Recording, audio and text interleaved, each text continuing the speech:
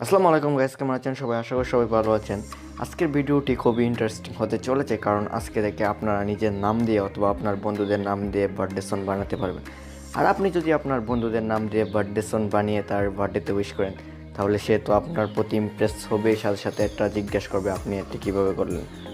So এটা করতে চাইলে আপনারা ভিডিওটি শুরু থেকে শেষ পর্যন্ত দেখুন। আর যারা আমার চ্যানেলে নতুন, please hit the subscribe button, আর অলরেডি সাবস্ক্রাইব করে থাকলে ধন্যবাদ।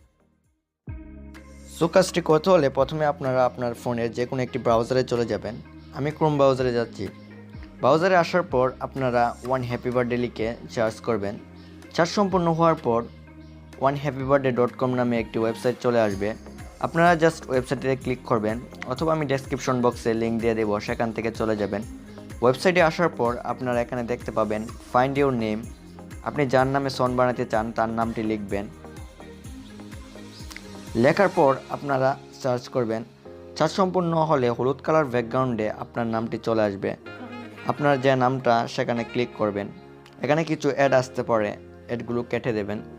সো এখানে আপনার প্রথমে যে দেখতে পাবেন প্লে বার্থডে সং, আপনারা জাস্ট এই আইকনটিতে ক্লিক করবেন।